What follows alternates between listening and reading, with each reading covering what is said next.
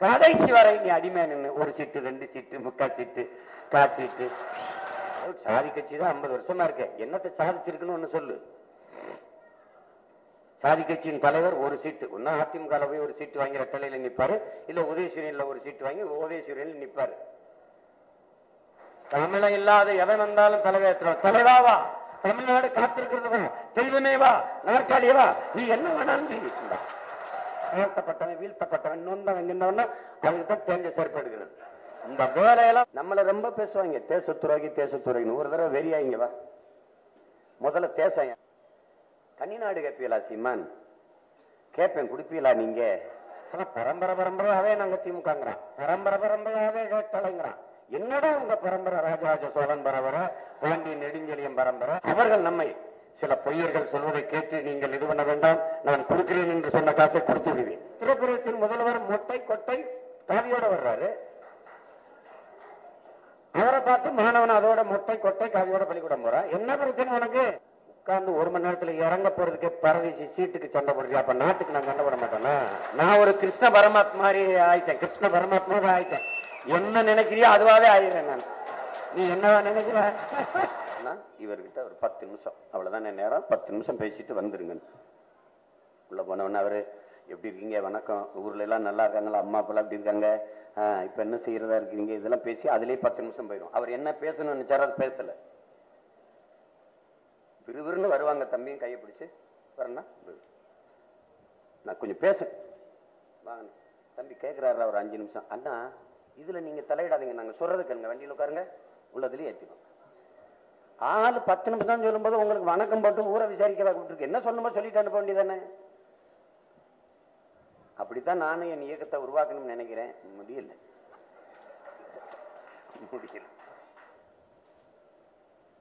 நாம ஒரு அடிமைப்பட்டப்படுத்தப்பட்ட இனத்தின் மக்களாக இருக்கோம்.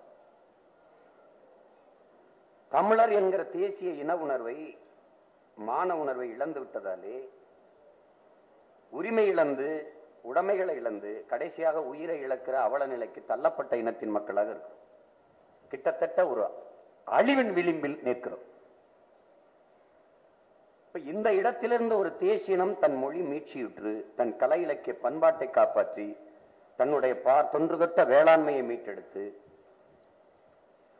வேளாண்மையை மீட்டெடுக்கணும்னா வார்த்தையில சொல்ல முடியாது, விதையே இல்லையே வேளாண்மை மீட்டெடுக்கிறது. ஒருவேளை நாம் அதிகாரத்திற்கு வந்தால் கூட அந்த வேளாண்மையை புதுப்பிக்க, உயிர்ப்பிக்க நம்மிடத்தில் விதை இல்லை. அது சின்சண்டா மான்சண்டா நிறுவனத்தை தான் போய் தேர்ந்தது. எல்லாம் அழிந்து விட்டது. இவ்வளவு உயரத்தில் இருந்த மிளகாய் இவ்வளவு உயரத்துக்கு குனிந்து பறிக்கிற நிலைக்கு வந்துட்டது. சாஞ்சு கிடந்த நெல் பயிர் வரப்புயர நீர் உயரம், நீர் உயர நெல் உயரம், நெல் உயர குடி உயரம், குடி உயர கோல் உயரம், கோல் உயர கோல் உயர்வான். அது பாட்டு. ஆனால் வரப்பு இருக்கு, நீர் இல்லை.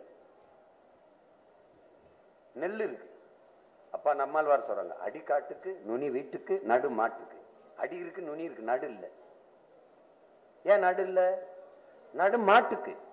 அது அந்த அது இருந்தா மாடு இருக்கும், மாடு இருந்தா உரம் இருக்கும், உரம் இருந்தா ரசாயன உரம் நிற்காது.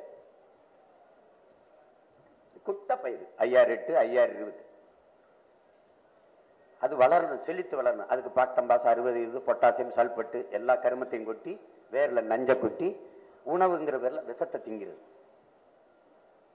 அது மரபணு மாறிக்கிறது. கத்தரிக்காய் 1 கிலோனா 6 காய் இருக்கணும், 10 காய் இருக்கணும். ஒரே காய 1 கிலோ ஆக்கிட்டோம்னா முடிஞ்சு. இப்ப அதான் வந்துட்டு மிளகாய் இவ்வளவுதான். ஆனால் பூசணிக்காய் தண்டி மிளகாய் வருது. மரபணு மாற்றி, மரபணு மாற்றப்பட்ட உணவுகளையே சாப்பிட்டுக் கொண்டிருந்தால் என்ன ஆகும்? நம்மை அறியாமல் நமது மரபணு மாறிவிடும். சிக்கல். அந்த இடத்திற்கு எந்த தலைவர்களும் எந்த கட்சியும் வருவதே இல்லை. ஒரு இது பாருங்க, உலகத்துல 800 கோடி மக்கள், 100 கோடி மக்களுக்கு தான் குடிநீர் இருக்கு. நம்ம ஐயா அப்துல் கலாம் அவர்கள் சொல்கிறார். 2 விழுக்காடு தான் குடிநீர் இருக்குது என்று பேசி தெரிந்த பிறகு தலைவர் பெருமக்கள், அறிஞர்கள் என்ன யோசிச்சிருக்கணும்? 2 விழுக்காட்டை 20 விழுக்காடாக உயர்த்துவது எப்படி? அதான் யோசிச்சிருக்கணும். 2 விழுக்காடு தான் இருக்கிறதா, அப்போது என்றால் இதை விற்றால் நன்றாக சம்பாதிக்கலாம் என்று யோசித்ததுதான் இந்த இந்த உலகத்திற்கு செய்த முதல் துரோக சிந்தனை. உலக உயிர்களின் உயிர் தேவையாக இருக்கிற நீரை மிக உயர்ந்த சந்தை பொருளாக ஆக்குனது எவ்வளவு பெரிய கொடுந்துயரம் என்பதை தமிழ் இளம் தலைமுறையினர் சிந்திச்சு பார்க்க. யாரும் கவலைப்படல.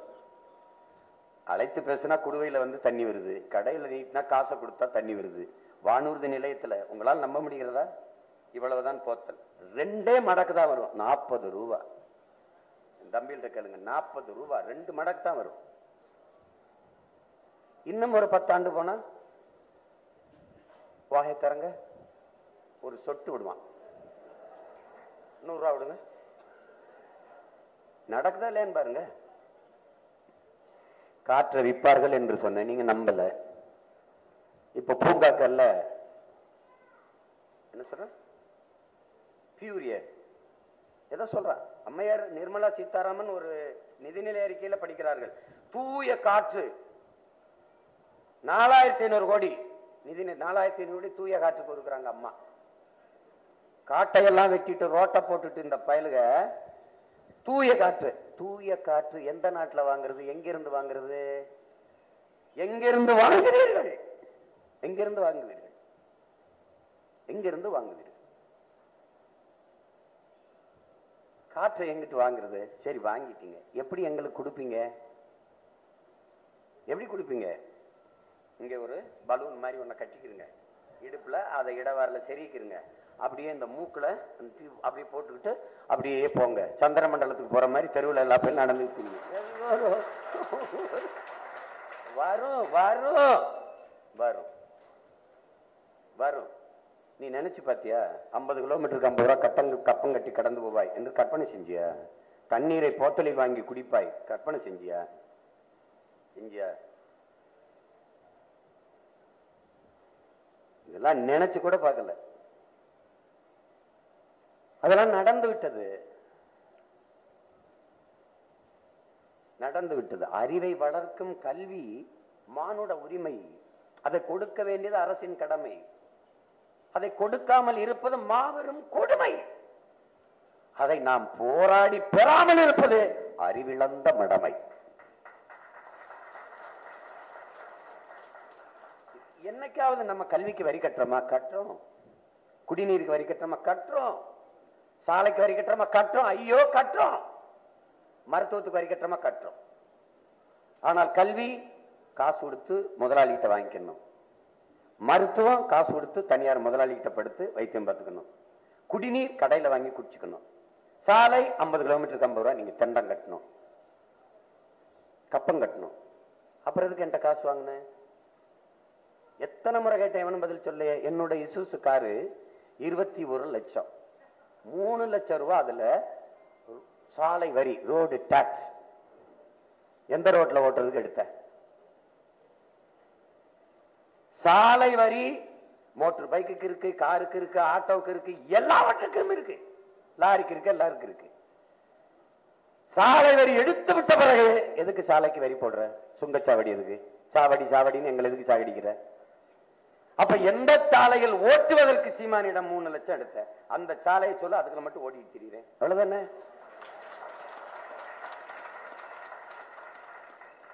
பதில் கிடையாதுல்ல, பதில் கிடையாது.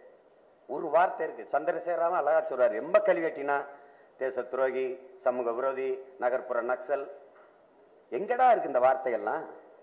எங்கேயோ தோண்டி எடுத்துட்டு வராங்க. தொல்புற ஆராய்ச்சியாளர் மாதிரி எடுத்துக்கிட்டு வருவாங்க. நம்மள ரொம்ப பேசுவாங்க, தேச துரோகி தேச துரோகின்னு. ஒரு தடவை வெறியாங்க வா. முதல்ல தேசம் யாருது? தேசம் யாருது? என்னதான் ஒண்ணுதான். நீ யாரு முதல்ல? நீ எங்கிருந்து வந்த? தேசம் என்னது ராஜா? என்னது? பாரத நாடு, பாய்ந்தமலர் நாடு. இந்திய நாடு என் நாடு. யாரு மறுத்து என்ற தர்க்கம் செஞ்சு வெல்றது? யாரு யாரு வெல்ல வர்றது? நாங்க இங்கதான் இருந்தோம். நாடு நீங்க, நாடுதான் எங்ககிட்ட வந்துச்சு. நாங்க அதெல்லாம் தேடி போக கிடையாது. சீமான் தமிழ், தமிழர் அப்படியே பேசி பாருங்க, மொழி இனம் அப்படி பேசி தனி நாடு கேட்பாரு. தமிழ்நாட்டை நான் என்ன செதற்காயை உடைச்சிட்டு சில்லு எடுத்து கடிக்கிற பையன் நினைச்சிருக்கேன் நீன்னு. மொத்த தேங்காயை என்ன தின்னுட்டு இருக்க, நீ என்ன சில்லு கடிக்கிற பையன் இருக்க நீன்னு? யாரு நீ? யாரு நீ? தனிநாடு கேட்பீங்களா சீமான்? கேட்பேன், குடிப்பீங்களா நீங்க? பதில் இல்லை. ஏய், தவிச்ச வாய்க்கு தண்ணி கேட்கிறேன், அதையே தராத நீ தனிநாடு கேட்டா தர போற? கேட்டேன், ஒரு இடத்துல நியாயம் இருந்துச்சு, அதுக்கு உரிமை இருந்துச்சு. அதை போய் அவனுக்கு சிங்களனுக்கு காசையும் ஆயுதத்தையும் கொட்டி கொடுத்தவங்களை அழிக்க விட்டு விட்டு என்னது கற்றறிந்த இளைய தலைமுறை பிள்ளைகள்? நீங்கள் ஊழல் லஞ்சமற்ற, பசி பஞ்சமற்ற, சாதிய இழிவு, தீண்டாமை, அடக்குமுறை, ஒடுக்குமுறை, மதுமத போதை, பெண்ணி அடிமைத்தனம், பாலியல் வன்கொடுமை இதெல்லாம் இல்லாத ஒரு தூய தேசம் படைக்க வேண்டும் என்கிற கனவோடு வராமல் இந்த நாட்டை சிறந்த நாடாக படைக்க முடியாது.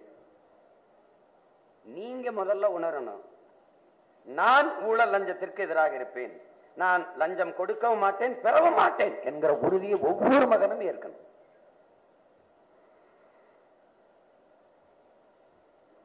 அதுதான், அதுல இருந்தா மாற்றம் வரும். அண்ணல் காந்தியடிகள், நீ இந்த உலகத்தை எப்படிப்பட்ட மாறுதலை கொண்டு வர நினைக்கிறாயோ அதை உன்னிலிருந்து தொடங்குங்கிற. எனக்குள் எந்த மாற்றத்தையும் ஏற்படுத்த முடியாத நான் சமூக மாற்றத்தை ஏற்படுத்த முடியாது. சுவேதா நான் சிபிஎஸ்இ பள்ளியில படிச்சா ஆங்கிலம் கலந்து வரும், அதான் பிள்ளை இல்லை. சிபிஎஸ்இல படிக்காதவன் அப்படித்தான் பேசுறான். அவனுக்கு ஆங்கிலம் ஒரு அறிவு என்று சொல்லிக் கொடுத்தது எவ்வளவு கேடுகட்ட ஒரு கொடுமைன்னு பாரு. அடுத்தவன் மொழி அப்படியா பைத்தியக்காரா எனக்கு அறிவாகும். எப்படி ஒரு மொழி? English is a language, not a knowledge. அதை புரிஞ்சுக்கணும். அது ஒரு மொழி. என் மொழியில் இல்லாத இலக்கியமா, அறிவா, கருத்தா, தத்துவமா வேற எந்த மொழியில் இருக்கு? அட, மலையாள கவிஞன் ஆற்றூர் ரவிவர்மா சொல்றார், உலகத்தில் சீனர்கள் கிரேக்கர்களை தாண்டி தன் தாய்மொழிகளை ஆக பெரும் இலக்கியங்களை படிக்கிற வாய்ப்பு தமிழர்களுக்கு மட்டும்தான்டா உண்டுங்கிறது. அந்த தமிழ் மொழி என் தாய்மொழி, மலையாளத்தின் தாய்மொழி என்பதில் எனக்கு பெருமை என்று ஆற்றூர் ரவிவர்மா கவிஞர் சொல்லுங்க. உனக்கு என்ன பத்தி கொடுத்தா? என்ன தமிழ்னு பேசிக்கிட்டு இருக்கிறீங்க? தமிழ் படிச்சா சோறு கிடைக்குமா சீமான்? தமிழ் படிச்சா வேலை கிடைக்குமா சீமான்? ஐயோ, தமிழ் எங்களுக்கு வேலையும் சோறும் அல்ல, தமிழ் எங்கள் உயிர் என்பதை நீங்கள் புரிந்து. நாய்க்கு சோறு கிடைக்குது, தண்ணிக்கு சோறு கிடைக்குது, பூனைக்கு சோறு கிடைக்குது, இங்கிலீஷ் பேசி தான் சாப்பிடுதா? என்னடா பைத்தியக்காரங்க. மரடனா கேரளாவுக்கு கால்பந்தாட்ட பயிற்சி கொடுக்க வந்தார், அர்ஜென்டினா விளையாட்டு வீரர். அவர்கிட்ட பேட்டி எடுத்த பையன், உங்களுக்கு இங்கிலீஷ் தெரியல, அவமானமா இல்லையான்னு. அவரு அடுத்த மொழி தெரியல, எனக்கு என்னடா அசிங்கம், என் தாய்மொழி தெரியலனா தாண்டா எனக்கு அவமானம். வெள்ளக்காரன் என்னை மாதிரி தமிழ் பேசுனா அவன் பேசுறானே. வெள்ளக்காரம்பரம் எனக்கு ஓட்டுக்கு, நான் தமிழர் விவசாயிக்கு ஓட்டு போட்டு வெள்ளக்காரம்பரம் பேசிட்டு இருக்கான். கண்ணொலியில வருது. சீனால எங்க பிள்ளை அது இப்ப நாங்கள் நன்றாக தமிழ் பேசிக் கொண்டு இருக்கிறோம், அது ஒரு பிள்ளை பேசுது. உலகில் எல்லா மொழிவழி தேசிய மக்களும் அவரவர் தாய்மொழியில் பேசுகிறார்கள். நாங்கள் தமிழர்கள் அந்த மொழிகளின் தாய்மொழியில் பேசுகிறோம்.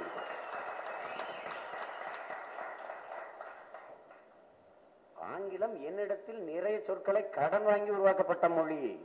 சிரிப்பா சீமா ரொம்ப பெருமையா, என்னோட பேச்சு ஒரு எக்ஸ்போர்ட் ஸ்பீச். உடன் எக்ஸ்போர்ட் சடன், தாக்கு ஏர்போர்ட் அத்தாக்கு, கொல் கில், பூரா என்கிட்ட இருந்து காப்பி அடிச்சது. என்னுடைய கட்டுமரம் அவனுடைய கட்டுமரம், என்னுடைய நாவாய் அவனுடைய நேவி. இப்படி பல நூறு சொற்கள் இருக்கு நம்மளுடைய கலை சொற்கள், வேர் சொற்கள், உயிர் சொற்கள். நீ ஒன்னும் புரியாது உனக்கு. அப்படி கூடி தள்ளிட்டான், நமக்குள்ள தள்ளி அள்ளிட்டான். எந்த தமிழ்நாடு தமிழ்நாடு நம்ம ஆளுக திராவிட திருவாளர்கள் இருக்காங்கல்ல, நாங்க தான் தமிழ்நாடு என்று பெயர் வைத்தோம். ஆஸ்திரேலியாவுக்கு வைக்கல இல்ல, ஆப்பிரிக்காவுக்கு வைக்கல இல்ல, தமிழ்நாட்டுக்கு தானே வச்சீங்க. அதுவும் சங்கரலிங்கனாருங்கிற ஒரு பெருந்தகை 76 நாட்கள் போராடி பட்டினி நடந்து செத்த பிறகு தமிழ்நாடுங்கிற சொல்லையே இவர் கண்டுபிடித்தது போல, தமிழ் திருநாடு தன்னை பெற்றப்பா என்று கும்பிடடி பார்ப்பா, வள்ளுவன் தன்னை உலகினுக்கே தந்து வாழ்பவள் கொண்ட தமிழ்நாடு. பாரதி பெரும்பாவனன் பாடியது. அதுக்கு முன்னாடி வச்சல, பேர் இதுக்கு பின்னாடி வச்சல, அவன் பாடினதுக்கு பின்னாடி தானே வச்சீங்க. இது எப்படி பேசுவாங்க, நாங்க வராம நாங்க மட்டும் இல்லைன்னா சீமான் படிச்சு இப்படிலாம் பேச முடியுமா அப்படின்னு. நீங்க மட்டும் இல்லைன்னா இன்னும் நல்லா படிச்சு இன்னும் நல்லா பேசியிருப்போம். உண்மையிலே பேசியிருப்போம். நாங்க தான் உங்களை எல்லாம் படிக்க வச்சோம் தெரியுமில்ல. படிக்க வச்சது எங்க தாத்தா காமராஜ், குடிக்க வச்சது நீங்க.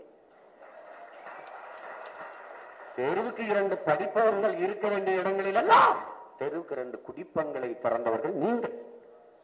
சுவேதஸ்வரால் அந்த விளையாட்டு திடலில் பிள்ளைகள் படிப்பகம் அறிவை வளர்க்க, உடற்பயிற்சி கூடங்கள், விளையாட்டு திடல்கள் உடலின் உறுதி செய்ய, அதான உடலினை உறுதி செய், ஏர்வோல் நட, நேர்வட பேசு, நைய புடை நினைப்பது முடியும் பாரதி பாடுறான். அதேதான் நாங்க ஒரு கோட்பாடாக இருக்கோம். உடலினை உறுதி செய், அறிவை விரிவாக்கு, கொள்கை வகுத்தினில் கூடி செயல் செய்ய பழகு, நாம் தமிழர் என்ற கோட்பாட்டை நாங்கள் வகுத்தோம்.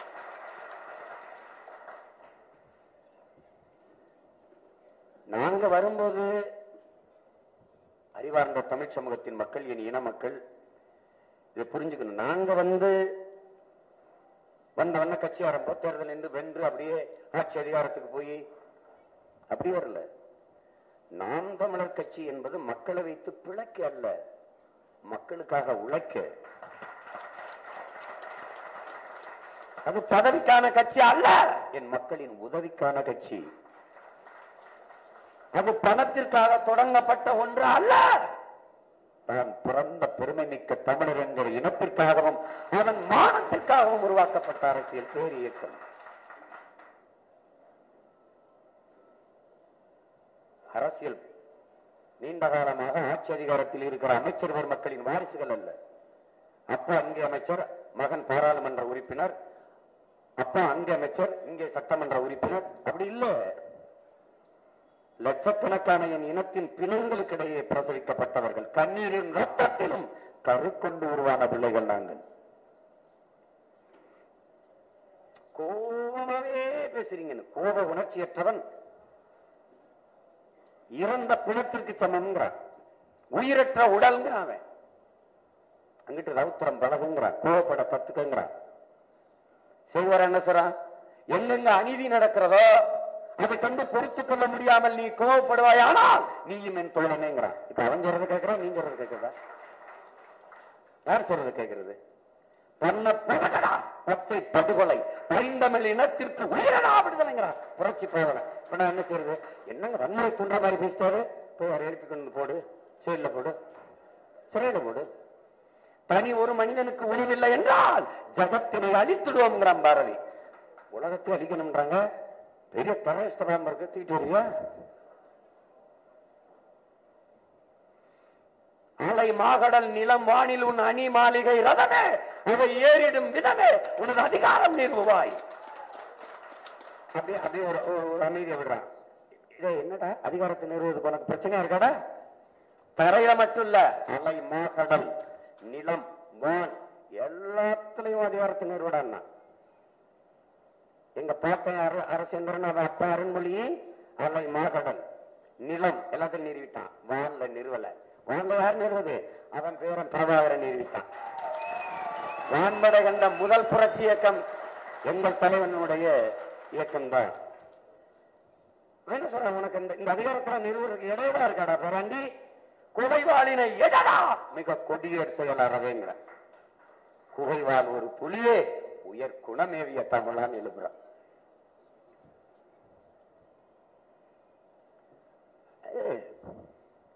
அடிப்படையில் ஒன்றை எங்க அம்மா அப்பா விட்டுருங்க, அவன் பழகிருச்சுங்கிறான்.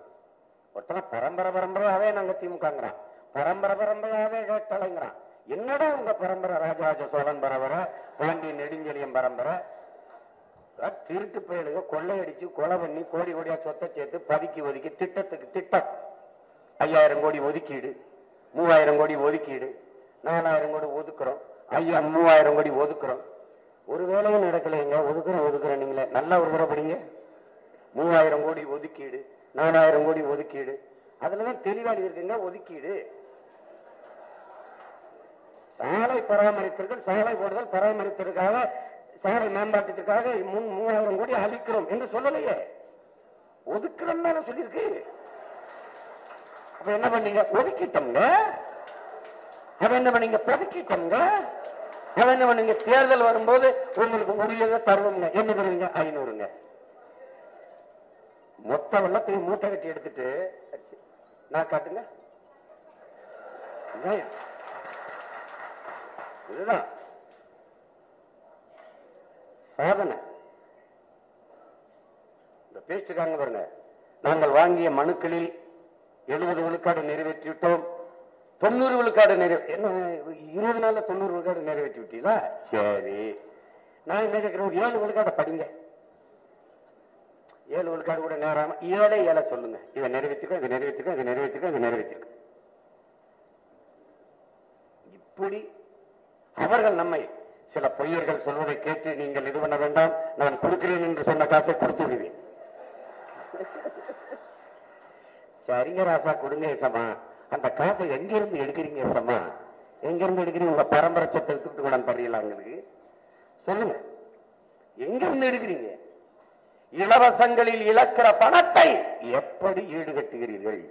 5,70,000 கோடி கடன் நிதியமைச்சர் சொல்றாரு. வெள்ளை அறிக்கைங்கிறது, இதுக்கு ஒரு அறிக்கை தேவையில்லை, எங்க எல்லாருக்கும் தெரியும். எப்படி கடன், என்னென்ன துறைகளில் எவ்வளவு கடன்? இந்த கடனை வாங்கி இந்த நாட்டு மக்களுக்கு நிறைவேற்றப்பட்ட திட்டங்கள் என்ன? ஒரே ஒரு அறிக்கை, ஒரே ஒரு அறிக்கை. மின்துறையில் எதனால் 1,00,000 கோடி கடன் வந்தது?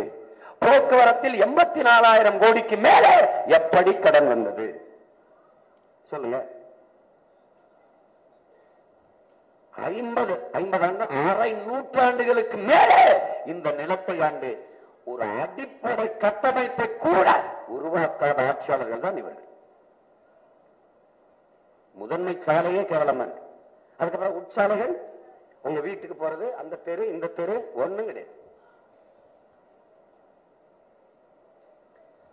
என்ன கேட்பாங்க, அப்ப எதுவுமே இல்லையா? மற்ற மாநிலங்களோடு ஒப்பிடும் போது இந்த நாடு நல்லா, இந்த மாநிலம் வளர்ந்துதானே இருக்கு. இது என்ன பேச்சு? இது என்ன பேச்சு? என் நாட்டில் இருக்கிற வளம், என் நாட்டில் இருக்கிற மனித ஆற்றல், அறிவாற்றல் இதெல்லாம் இருக்கா மற்ற மாநிலங்களில்? இருக்கா? இருக்கா? இந்திய துணைக்கண்டத்தின் பொருளாதாரத்தை நிறைக்கிற 2வது பெரிய மாநிலம் தமிழ்நாடு தான். நான் தான் அதிக வருவாய் ஈட்டி கொடுக்கிறேன். அத சொல்றது இந்தியா. இந்த நாட்டிலே அதிக கல்வி பெற்ற மாநிலம் கேரளா தான். 99 விழுக்காடு எல்லாம் படிச்சிருக்கான். அங்க இந்த திராவிட கட்சி எல்லாம் போய் படிக்க வச்சுச்சா? அவன் தான் படிச்சிருக்கான். ஒரு சீமக்கருவேல செடியை காட்டியிருக்காருல, காட்டிரு, யாராவது காட்டிருங்க. ஒரு மரம், ஒரு யூக்கலிப்டஸ் தைல மரம். அவனுக்கு தெரியும் அது ஆழத்துல 40 அடி, அகலத்துல 40 அடி நீரை உறிஞ்சிரும். பத்தாக்குறைக்கு காத்துல மிதந்து வர ஈரப்பதத்தை உறிஞ்சிரும். அப்புறம் எப்படி மேகம் உருவாகும், அப்படி இப்படி மழை பொழியும். அவனுக்கு தெரியுது, நிறுத்திட்டான். காலி இடங்கள் என்றே கிடையாது. காடுகள் மரங்கள் எல்லாம் இருக்கும். ஒரு சின்ன குடிசைனால மா, பழ, வாழை, தென்னை ஏதாவது வச்சிருப்பான். அப்படி பொத்தலா இருக்கா, அது மேய்ச்சல் நிலமா இருக்கும், மாடு மேய்ஞ்சிக்கிட்டு இருக்கும், அதுதான் ஆடு மேய்ஞ்சிக்கிட்டு இருக்கும். அப்படியா நம்ம நிலம் இருக்கு? இங்க தூய்மை இந்தியா இருக்கு, பசுமை இந்தியா இருக்கா? தூய்மை இந்தியானா எப்படி தூய்மை வரும்? குப்பை எண்ணி கொட்டுறது இல்ல ராஜா.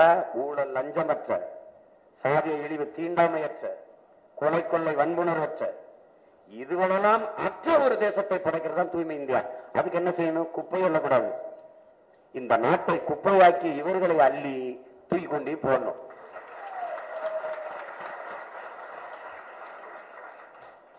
அதில் எங்க இருக்கு?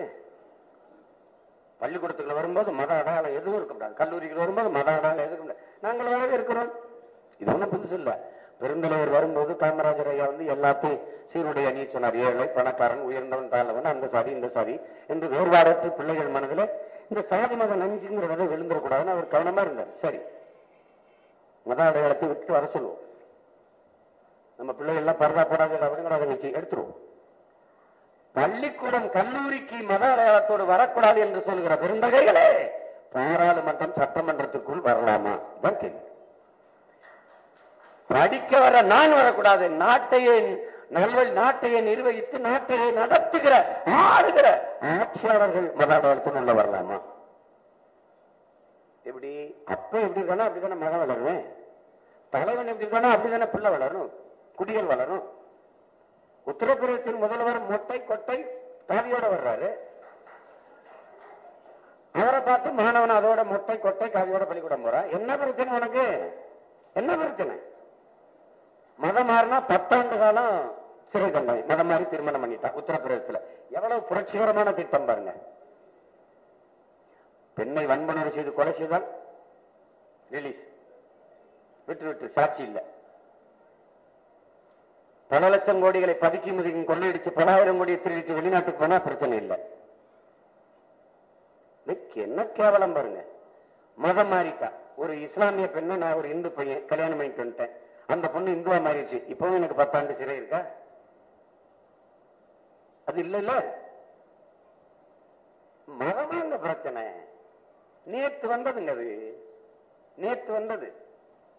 கடவுள் வெறி, சமய வெறி, கண்ணன் நிகர் தமிழுக்கு நோய் நோய் நோயே, இடை வந்த சாதி எனும் இடர் ஒளிந்தால் ஆள்வது நம் தாய்ப்பாய் தாயேங்கிற.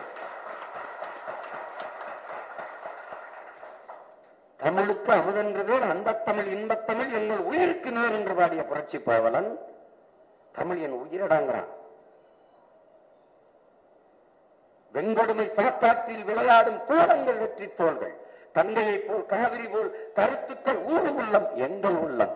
வெண்குருதி தனில் கணந்து வீரம் செய்கின்ற தமிழ் எங்கள் மூச்சாங்கிறான். தமிழ் என் பேச்சிலடா மூச்சுங்கிறார்.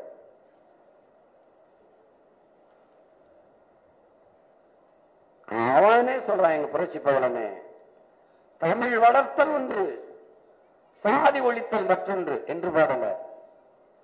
சாதி ஒழித்தல் ஒன்று, நல்ல தமிழ் வளர்த்தல் மற்றொன்று. முதல்ல சாதியை தாண்டா ஒழிக்கணுங்கிறான். ஏன்? ஒரு சமூகத்தின் ஓர்மையை சிதைக்கிற பெரும் நோய் சாதி மத உணர்ச்சி. அதான் மார்க்ஸ் சொல்றான், மதம் ஒரு அபின். தொட்டு 4 லட்சம் ஏறின்றான். கள்ளு சாராயம் குடிச்சா தாண்டா போத ஏறும், சாதி மதம் சொன்ன உடனே ஏறின்றான். மதம் இதயமற்றவர்களின் இதயம்ங்கிறான் மார்க்ஸ். அதான் ஐயா பெரியார் வேற வடிவத்தில் சொல்ற, கள்ளு சாராயம் குடிச்சவன் படுத்து நிறுத்தா கலந்து தெளிஞ்சிரும்டா, சாதி மத போத ஏறினவன் செத்தாலும் போகாதாங்கிறார். செத்தாலும் ஏன் போகாது? சமாதியில பத்தினா 6 முக நாடா, முத்துமாணிக்க கவுண்டர் அவன் எழுதி வச்சிருப்பான். சாதி பேர் அந்த பொணமா புதைச்ச பிறகு சுடுகாட்டில் எழுதி வச்சு வந்துவான். இதெல்லாம் தன்னின பகைங்கிறது. சொந்த ரத்தங்களுக்குள் செய்கிற யுத்தம், சண்டை. தமிழ் சமூகத்துல தேவேந்திரர் இப்படி எந்திரிக்கிறாரு, தேவர் இப்படி அழுத்துறாரு, தேவர் எந்திரிக்கிறாரு, நாடார் அழுத்துறாரு, நாடார் எந்திரிக்கிறாரு, கோனார் அழுத்துறாரு, கோனார் எந்திரிக்கிறாரு, செட்டியார் அழுத்துறாரு, இவர் எந்திரிக்கிறார், கவுண்டர் எழுத்துறாரு, முதலியார் எந்திரிக்கிறார், பிள்ளை எழுத்துறாரு. எந்திரிக்க அவன் தலையில அழுத்தி உட்கார வச்சுக்கிட்டே இருந்தா, இஸ்லாமியர் எந்திரிக்கும் போது கிறிஸ்தவர் எந்திரிக்கும் போது இந்து எந்திரிக்கும் போது இப்படி அமைக்கிட்டு இருந்தா எவன் எந்திரிப்பான்? எவன் இருக்கும்? யாரு? கிறிஸ்தவருக்கு இஸ்லாம் போட மாட்டார், இஸ்லாமியருக்கு கிறிஸ்தவர் போட மாட்டார், 2 பேருக்கு இந்து போட மாட்டார், அவன் 2 பேரும் இந்துக்கு போட மாட்டான், படையாட்சிக்கு பறையர் போட மாட்டார், பறையருக்கு படையாட்சி போட மாட்டார், தேவருக்கு தேவேந்தர் போட மாட்டார், தேவேந்தர் நீ பாத்தீங்கன்னா தேவர் போட மாட்டார், நாடாருக்கு கோனார் போட மாட்டார், கோனாருக்கு நாடார் போட மாட்டார். உனக்கு என்னடா அரசியல் இருக்கும், அதிகாரம் இருக்கும்? உனக்கு என்ன இருக்கும்? கடைசி வரை நீ அடிமை நின்று 1 சீட்டு 2 சீட்டு 3/4 சீட்டு 1/4 சீட்டு என்ன? இடம் நாடு சீட்டு நாடு நாடு என் இடம் என் நிலம் கத்திக்கிட்டே இருக்க. தியேட்டர்ல போய் என்னங்க உங்க சீட் நம்பர் என்னங்க? பியா 12 பியா. சரி என்னதான் 12 பி. நீங்க இருங்க நான் அங்க இருக்கேன் வேணா சொல்லுவேன். இது என் சீட்டுங்க என்கிறீங்க. படம் பார்க்கறதுக்கு சீட்டுக்கு இவ்வளவு சண்டை போடுற. ட்ரெயின்ல உங்க பர்த் டிக்கெட் என்னங்க? உங்க இது என்னங்க? உங்க சீட்டு 13. என்னதாங்க 13? நீங்க வேற அங்க இருக்குன்னு நினைக்கிறேன். அதுக்கு சண்டை போடுற. விமானத்துல ஏபிசிடின்னு இருக்குன்னா இந்த சீடு இந்த கதை ஓரத்துல இருந்தா படிக்கலாமே விஷயமா நீ உட்காரு. சார் டிஎஃப் எங்குது சார்? உட்கார்ந்து 1 மணி நேரத்துல இறங்க போறதுக்கே பரதேசி சீட்டுக்கு சண்டை போடுறியா? அப்ப நாட்டுக்கு நான் சண்டை போட மாட்டேன்னா? 1 மணி நேரம் உட்கார்ந்து இறங்குற சீட்டுக்கு இவ்வளவு, 2 மணி நேரம் படம் பார்த்து எந்திரிச்சு போறதுக்கு இவ்வளவு. தலைமுறை தலைமுறை தாண்டி 1000 ஆண்டுகளாக வாழ்கிற என் நாட்டுக்காக நான் சண்டை போடக்கூடாதா? இது ஏன் நாடுறா அப்படின்னு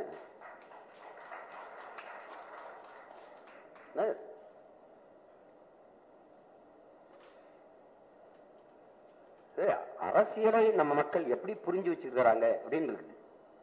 என்ன பேசு இந்த தேர்தல் உள்ளாட்சி தேர்தல்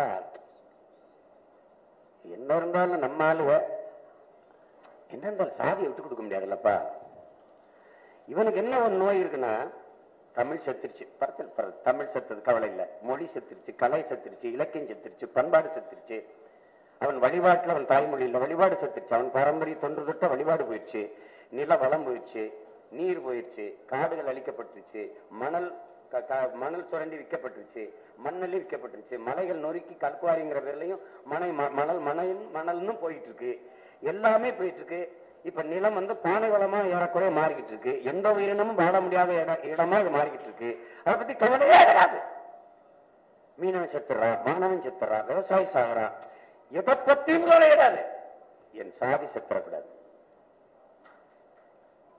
எந்த அதே மாதிரிதான் மணல் போகுது, காடு போகுது, நீர் போகுது, எதை பத்தி என் மதம் போயிடக்கூடாது.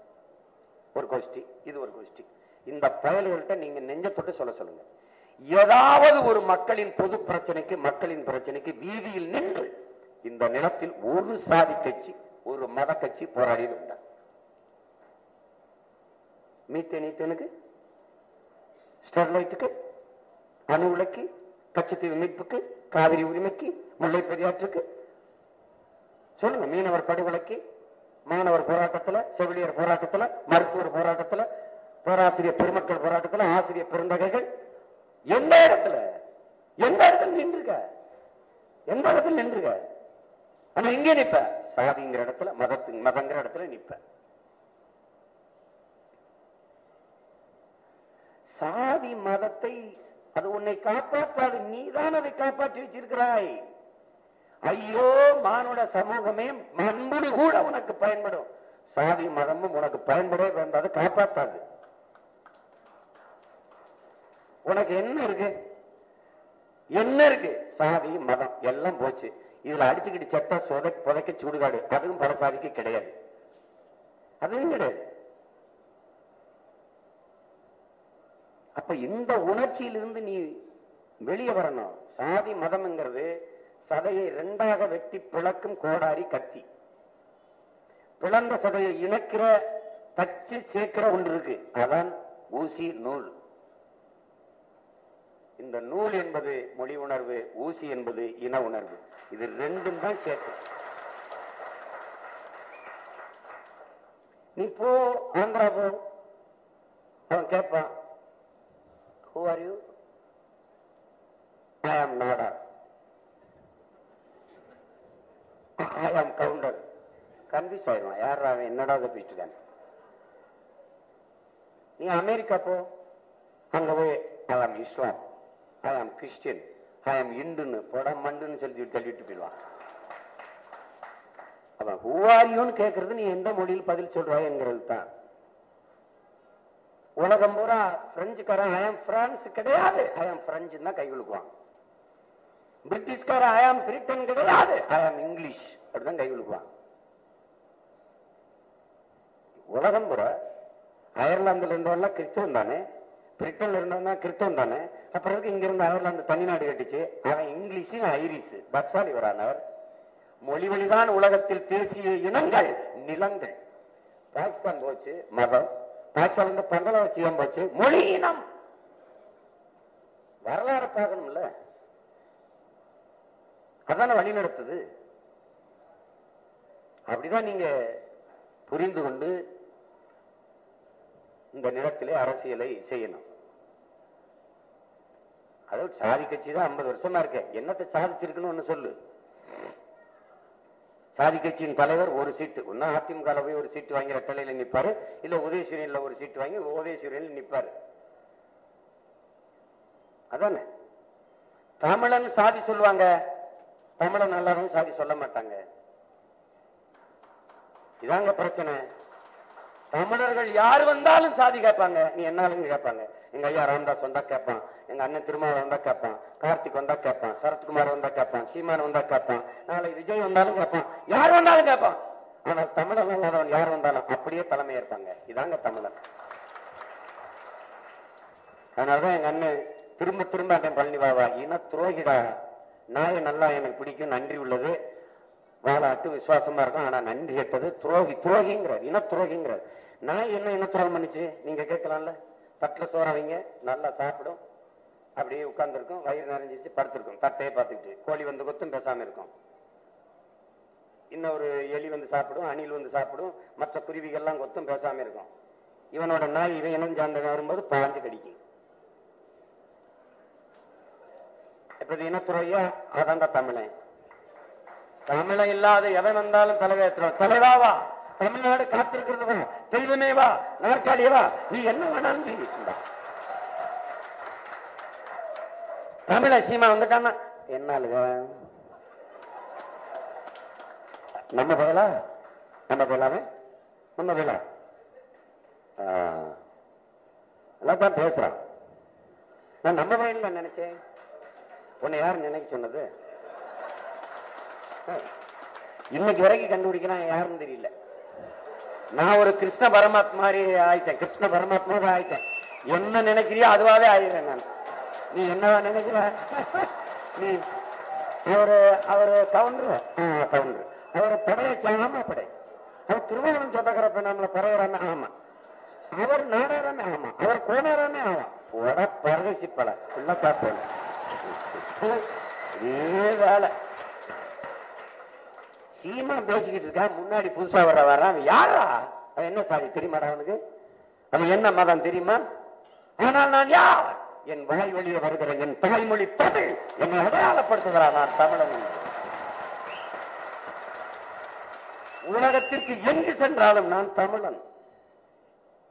எங்கு பிறப்பினும் தமிழன் தமிழனே, இங்கு பிறப்பினும் அதனானாயனாங்கிறார் எங்கள் புரட்சி போவரன். தமிழன் பெருமைக்குரியவன், அதுல தாழ்த்தப்பட்டவன், வீழ்த்தப்பட்டவன், நொந்தவன் என்னவன் அதுக்கு தான் தேர்ந்து செயற்படுகிறது. இந்த வேலையெல்லாம் வச்சுக்கிற கூடாது. தமிழன் பெருமைக்குரியவன். காரணம் தமிழ் பெருங்குடியில் பிறந்ததனாலேயே தமிழன் பெருமைக்குரியவன். சூனியர் சீசர் சொல்றாங்க, வந்து உன் தகுதி அறிவிக்கிறவர் உட்கார்ந்து இருக்காதரா. இவர் யாரும் தெரியுதோ? இவர் பெரிய வல்லவர். அவன் என்னடா உன்னே சொல்றது? எழுடா, எழுந்து சொல்ற பேரறிவு பிச்சைடா, பிரகடனம் செய்யறாங்க. எப்படி? நான் ஆகச் சிறந்தவன் என்று சொல்ற. நான் தமிழன், ஆகச் சிறந்தவன். உலகிற்கு அறிவியல், நாகரிகம், தொழில்நுட்பம், வேளாண்மை, கலை, இலக்கியம், பண்பாடு எல்லாவற்றையும் கற்றுக் கொடுத்த மூத்த இனத்தின் மகன். நாங்க சொன்னா பெருமைக்கு பேசுறோம். அமெரிக்க மொழியில் ஆய்வறிஞர் அலெக்ஸ் குரியர் சொல்கிறார், உலகில் மனிதன் பேசிய முதல் மொழி தமிழ் என்று. சமஸ்கிருதம் தான், ஹிந்தி தான், இதர் ஷார்ட் இந்தியா சார் நேசன் எல்லாம் பேசிட்டு கடைசியாக மோடி என்ன சொல்றார்? உலகின் மூத்த மொழி தமிழ் என்பதில் எனக்கு பெருமை என்று ஐயா பேசுறாங்க. நமக்கு அதுலதான் கொஞ்சம் நடக்கிறது. ஆகா, தமிழ் என்ன பாடுபட போகுதோ, இன்னி என்ன சிக்கலை கொண்டாந்து நிறுத்த போறாரோ அப்படின்ட்டு. அரசியல் என்பது ஒரு வாழ்வியல் என்கிற புரிதல் என் தம்பி தங்கைகளுக்கு வரணும். அரசியல் இல்லாமல் எதுவும் இல்லை என்கிற புரிதல் வரணும். படிக்கிற செய்தித்தாளிலிருந்து, குடிக்கிற தேனியிலிருந்து, படிக்கிற பாடத்திலிருந்து, பார்க்கிற வேலையிலிருந்து, வாங்குற சம்பளத்திலிருந்து, விதுக்கிற பர்பஸை, சாப்பிடுகிற காய்கறி, அரிசி, வெறுப்பு எல்லாவற்றையும் தீர்மானிக்கிறது அரசு. அரசை தீர்மானிப்பது நிர்மாணிப்பது அரசியல். அறிவியல் புவியியல் போல இது ஒரு இயல், இது ஒரு வாழ்வியல். அந்த கோயில்ல 3 வேளை பூஜை நடக்கணும். யார் தீர்மானிக்கிறா? அறநிலையத்துறை அமைச்சர். விண்வெளியில விண்கலம் இத்தனை மணிக்கு இந்த நேரத்தில் பறக்கணும் தீர்மானிக்கிறது யாரு? அமைச்சர், அரசு. இந்த அரசு தீர்மானிப்பது அரசு இயல். மனித உடலில் இருந்து உயிரை பிரிப்பதும் மனித வாழ்வில் இருந்து அரசியலை பிரிப்பதும் இரண்டும் ஒன்றென்று அறிக. அரசியல் வேண்டாம் என்று சொல்பவன் வானமே இல்லாத பூமியில் வாழப் போகிறேன் என்று சொல்கிறது போல ஒரு பைத்தியக்காரன். இதை கற்றுக்கொள்ளணும். நீ அரசியல் வேண்டாம் என்று விலகி நிற்கலாம், அரசியல் உன்னை விட்டு ஒருவதும் விலகாது. அரிஸ்டாட்டில். அரசியல் வேண்டாம் என்று நீ விலகி நின்றால் நீ யாரை வெறுக்கிறாயோ அவன் ஆட்சியின் நிலை வாரம் ஏறிடும். இப்ப நேர்ந்துருச்சு இல்ல? இதுதான் நடக்கும். இதை விட கொடுமை நடக்க போகுது. அவருக்கு பின்னாடி ஒரு ஆள் தயாரா இருக்கு. அப்புறம் அவர் வந்து ஆளும்போது நீ வாழ்வா. நான் அதுக்குள்ள போயிடணும்னு நினைக்கிறேன். நாங்கெல்லாம் மூட்டை கட்டி கிளம்பிடுவோம்டா, கிளம்பிடுவோம். பல பேரறிஞர்கள் சின்ன வயசுல செத்து போறது காரணம் என்ன தெரியுமில்ல? பாரதி, பட்டுக்கோட்டை கல்யாண சுந்தரம், என்ன இவங்களோட இருந்து மாரடிக்கிறதுக்கு போய் சேர்ந்துரும்டான்னு போயிட்டாங்க.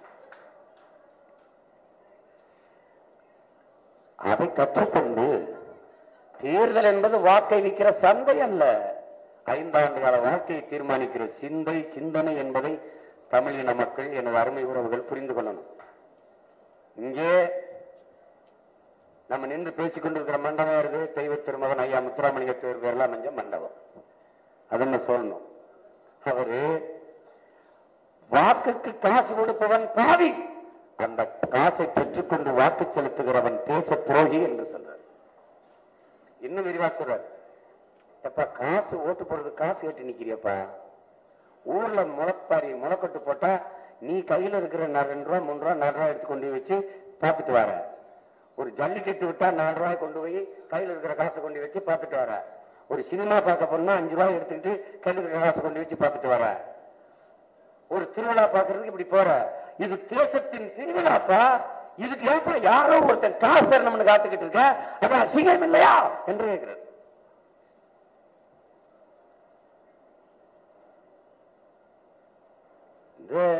மதிப்புமிக்க நமது உரிமையை சில ரொட்டி துண்டுகளுக்கு விற்பது என்பது அவமானகரமானதுன்னு புரட்சியாளர் அண்ணல் அம்பேத்கர் நமக்கு கற்பிக்கிறாங்க.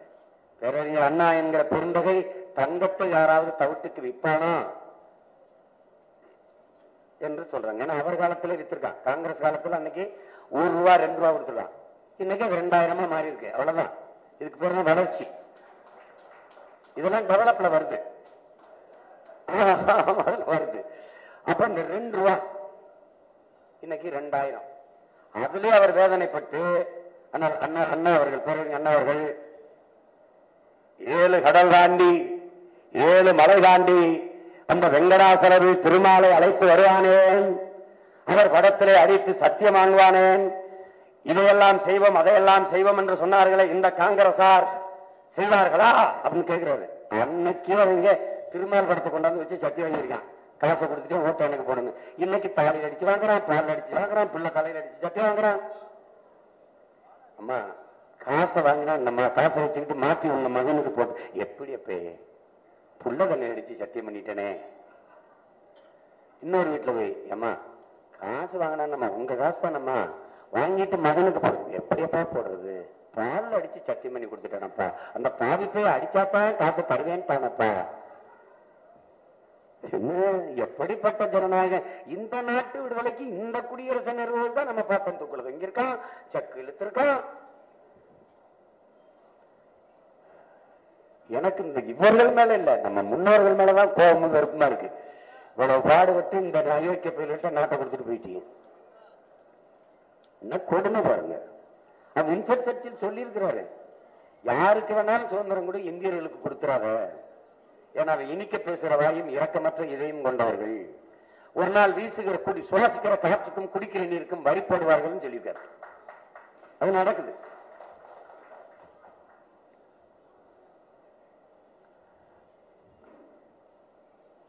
ஒரு 2 பிரச்சனைனா நீங்க அதை பேசிட்டு இதை சரி பண்ணிடலான்னு போகலாம். பிரச்சனைக்குள்ளே நம்ம பிறந்து வளர்ந்து வாழ்ந்து இறக்குறோம் என்பதை புரிந்து கொள்ளும். எல்லாமே பிரச்சனை. குடிநீர் இல்லை, தலைநகர்ல குடிநீர் தட்டுப்பாடு. இப்ப தேர்தல் முடிஞ்சோன்னு ஏப்ரல் மேல ஆரம்பிச்சிடும். 10 ஆண்டுகளுக்கு வேண்டிய மழை பெய்தது அப்படின்னு செய்தி குறிப்பாங்க. இதுவரை 100 ஆண்டுகளில் இப்படிப்பட்ட மழை பெய்ததே இல்லை. 10 ஆண்டுகளுக்கு தேவையான நீர் இந்த மழை பெய்திருக்கிறது. ஆனால் சேமிக்கிறது இல்லை, நேர கடல்ல விட்டுறது. திருப்பி ஏப்ரல் மேல வந்து தண்ணி இல்லாம குடத்தை வச்சுக்கிட்டு நம்ம தாய்மார்கள் ஒரு குடம் தண்ணிக்கு 3 கிலோமீட்டருக்கு பானை அடிக்க வச்சுட்டு நிக்கிறது. இவங்க இப்படி தவிக்க விடுறாங்களே, தண்ணி இல்லாம தத்தளிக்க விடுறாங்களே, இவங்களுக்கு மறுபடியும் ஓட்டு போடலாமா நினைக்கிறது இல்ல. 500 வாங்கிட்டு போட்டுரும். ஒரு பூனை இருக்குல்ல, பூனை, அதுக்கு ஒரு வெள்ளையா பாலை காய்ச்சி வச்சுட்டீங்க, சூடோட வச்சுட்டீங்கன்னா ஒரு தடவை குடிச்சிருச்சுன்னா சுற்றுச்சு அப்படின்னா வெள்ளையா எதை பார்த்தாலும் கிட்ட வராது அதற்கு பிறகு பூனை. ஆனா நீங்க ஒவ்வொரு முறையும் ஏமாந்து கொண்டுதான் இருக்கிறீங்க. கிட்டத்தட்ட அரை நூற்றாண்டுகளா 50 ஆண்டுகளா அதான் நடக்குது. மிக்சி தெரிய தறி, கிரைண்டர் தெரிய தறி, அதுல எதை போட்டு அரைக்கிறதுன்னு கேட்டா பதில் இல்லையே. விவசாயி செத்துக்கிட்டு இருக்கான், வேளாண்மை இல்ல, அரிசி இல்ல, பருப்பு இல்ல, எல்லாம் எதுவும் இல்ல. இதுல எதை போட்டு அரைக்கிறது? மடிக்கணினி கொடுக்குறீங்க, செல்போன் கொடுக்குறீங்க, டிவி கொடுக்குறீங்க, சரி மின்சாரம் கொடுக்குறீங்களா? அதை சார்ஜ் பண்றதுக்கு, அதை இயக்குறதுக்கு இல்ல. இலவச மின்சாரம் சரி தடை இல்லாம வருதா? 2 லட்சம் இலவச மின்சாரங்களை விவசாயிகளுக்கு, ஏழை விவசாயிகளுக்கு. விவசாயி வேண்டாம், ஏழையா இருக்கேன், ஏழையா இருக்கேன். ஆத்த பதில் இருக்கு. சிகரெட்டு குடிக்காம நீ வாழ முடியும். சிகரெட்டை தயாரிக்கிற முதலாளி மிகப்பெரிய பணக்காரன். பான்பராக்கு பீடா போடாம நீ வாழ முடியும். பான்பராக்க தயாரிக்கிற குட்கா மாணிக் சந்து, பான்பராக்க தயாரிக்கிறவன் பெரிய கோடீஸ்வரன். நம்ம ஐயா கூட எதிர்கட்சியா இருக்கும்போது குட்காவை தூக்கிட்டு சட்டசபைகளை போனாரு. ஐயா அப்படியே ஒரு குவாட்டரையும் தூக்கிட்டு போனா அது போல. பள்ளிக்கூடத்திற்கு பக்கத்திலே குட்கா விற்க கூடாது. சரி, குவாட்டர் விற்கலாமா? அப்படி நீங்கள் யாரும் கேட்கக்கூடாது. இது ஒரு கொடுமை. கார் இல்லாமல் உன்னால் வாழ முடியும், உற்பத்தி செய்கிறவன் மிகப்பெரிய பணக்காரன். செல்போன் இல்லாமல் வாழ முடியும், அதை தயாரிப்பவன் ஆக பெரும் கோடீஸ்வரன். ஆனால் உணவில்லாமல் யாராலும் வாழ முடியாது, அதை விளைவிக்கிற விவசாயி பிச்சைக்காரன். வாழ முடியாமல் தற்கொலை செய்து கொண்டு சாகிறார். இது எவ்வளவு பெரிய முரண்பாடான ஒரு கட்டமைப்பு என்பதை நீங்க பாருங்க. எப்படி இருக்கு பாருங்க. சாராயம் குடிக்காம உன்னால வாழ முடியும், ஆனா சாராயத்தை விலை உற்பத்தி செய்யற முதலாளியின் பொருளாதாரம் என்ன, அவருடைய வருமானம் என்ன? வருமானம் என்ன?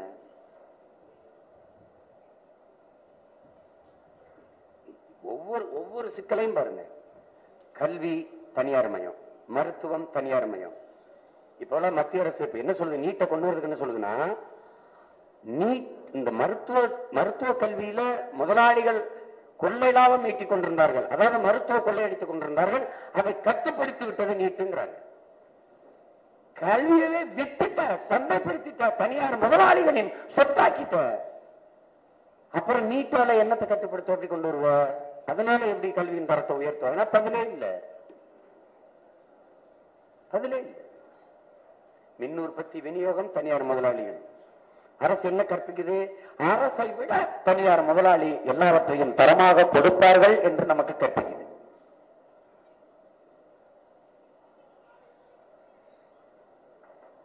குடிக்க நீரை கொடுக்க முடியல, தடையற்ற மின்சாரம் தர முடியல. அதுவும் ஒரு சின்ன மழை பெய்தால் போதும், தப்புன்னு நிறுத்திடுவான். மொத்த பேர் இருட்டில் தான் கிடக்கணும், மொத்த பேரும். அப்ப கொசுவை ஒழிக்க முடியல, ஆனாலும் ஊழல் லஞ்சத்தை ஒழிப்போம்ன்றான். கொசு எங்க உற்பத்தி ஆகுது தெரியும். நீர் தேங்கி நிலைத்த அந்த இடத்துல இருக்கும்போது அது கொசு முட்டையிட்டு கிளம்பி வந்துருது. அது தடுக்க முடியல. அந்த நீர் ஓடாம அப்படியே தேங்கி நிற்க காரணம் என்ன? அந்த சாக்கடை அடைச்சுக்கிறதுக்கு யார் காரணம்? Polythene, plastic. அதான் ஒழிக்க முடியல. ஆண்டு யோசிச்சு பாருங்க. ஆர்கே நகர்ல, எழில் நகர்ல ஒரு இடத்துல 100 ஏக்கர்ல குப்பை இருக்கு. ஆனா நியாயமா இருந்திருக்க வேண்டியது என்ன? 100 ஏக்கர்ல நீர் தேக்கம், ஒரு ஏரி. சென்னையில் விடுகிற மழை நீரெல்லாம் ஓடி போய் சின்ன சின்ன 10 acre, 2 acre, 3 acre, 4 acre, 50 acre என்ற இந்த நீர்த்தேக்கங்களை உருவாக்கி, நீர் வழிந்து அதுல போய் சேருவதற்கு புதிய நீர்த்தாரைகளை உருவாக்கி அங்க போய் இதை ஆக்கிரமிக்காம பார்த்துக்கணும். ஏன்னா பல நீர்த்தாரைகள், பல ஏரிகள், பல குளங்கள் ஆக்கிரமிக்கப்பட்டிருக்கு. நீதிமன்றங்கள், அரசு அலுவலகங்கள் எல்லாமே ஆக்கிரமிக்கப்பட்டு கட்டப்பட்டதுதான். நீரின்றி அமையாது உலகு யார் யாருக்கும் வானின்றி அமையாது ஒழுக்கு என்று பாடிய வள்ளுவ பெருமகனாரினுடைய அந்த வள்ளுவர் கொட்டர்களா, அதுவே நீர் தக்கத்தெல்லாம் கட்டியிருக்கு. ஏரியாவுக்கு பேர் என்ன? Lake area. தூத்து வீடையும் கட்டிவிட்டு வள்ளுவனுக்கு கோட்டத்தை கட்டிவிட்டு ஏரியாவுக்கு பேர் லேக் ஏரியான்னு வச்சு போயிட்டாங்க. இந்த பெருமக்கள் தான். மதுரையில ஒரு வழக்கு வருது, ஏரியை ஆக்கிரமித்து கட்டிடத்தை கட்டி விட்டார்கள் அப்படின்னு. நீதிபதி வேகமா கேட்கிறாரு, அரசர் வழக்கு காலத்தை கிடைக்கிறாரு, நீங்க உட்கார்ந்து இருக்க இடமே ஏறி வாங்கலையான்ட்டு தூக்கி தூர வச்சுறாரு. இதான் நடக்குது. நான் திருவள்ளுவர் வழக்கு எங்க போனேன், ஜெயராம் வீடு தாக்கிய வழக்குன்னு என் மேல வழக்கு போட்டிருந்தாங்க, அங்க போனோம். அது ஏரியை தூத்துட்டு தான் நீதிமன்றமே கட்டப்பட்டிருக்கு. தலைநகர்ல ஆதி தமிழ் குடிகள் வாழக்கூடாதுன்னு எல்லாரையும் பிரிச்சு தூக்கி வீசி சென்னஞ்சேரி, கண்ணகி நகர், கல்லுக்குட்டை, பெரும்பாக்கம் ஊழல் நடத்தி விட்டாச்சு. இந்த இடத்தை யாருக்கு குடிப்பீர்கள் என்று கேட்டால் பதில் இல்லை. வீடு கட்டும் போது தெரியாதா இது பாதையை ஆக்கிரமிக்குது, இது அரசு நிலத்தை ஆக்கிரமிச்சு கட்டுகிறார்கள் என்று. இப்ப பெத்தல் நகர்ல ஆக்கிரமிச்சு கட்டிட்டாங்கன்னு 5000 குடும்பத்தை வெளியேற்றுறதுக்கு வேலை நடக்குது. ஒரு கேள்வியை உங்கள் முன்னாடி இந்த மக்கள் மன்றத்துக்கு, இந்த தமிழ் சமூகத்துக்கு வைக்கிறேன். ஆக்கிரமித்து கட்டிருக்காங்க. எத்தனை ஆண்டுகள்? 35 ஆண்டுகள் வாழ்ந்திருக்காங்க. ஆக்கிரமிக்கும் போது என்ன பண்ணீங்க? முதலா வீடு கட்ட கல்லை வைக்கும் போது தடுக்காமல என்ன பண்ணீங்க? வீடு கட்டிய பிறகு மின் இணைப்பு கொடுத்தது யார்? குடும்பத்தை கொடுத்தது யார்? வாக்காளர் கொடுத்தது யார்? எரிவாயு இணைப்பு கொடுத்தது யார்? வீட்டு வரி வாங்கியது யார்? இத்தனையும் செய்துவிட்டு இப்போது ஆக்கிரமித்து விட்டார் என்று சொல்வது எவ்வளவு வேடிக்கையானது பாருங்க. மக்களை ஆக்கிரமித்தார்களா? அன்னைக்கு இருந்த கவுன்சிலர், மாவட்ட செயலாளர், சட்டமன்ற உறுப்பினர் இவர்கள் ஆக்கிரமித்தவர்களுக்கு வீட்டு மனைகளாக பிரித்து விட்டார்களா? பதிலாக இருக்கு.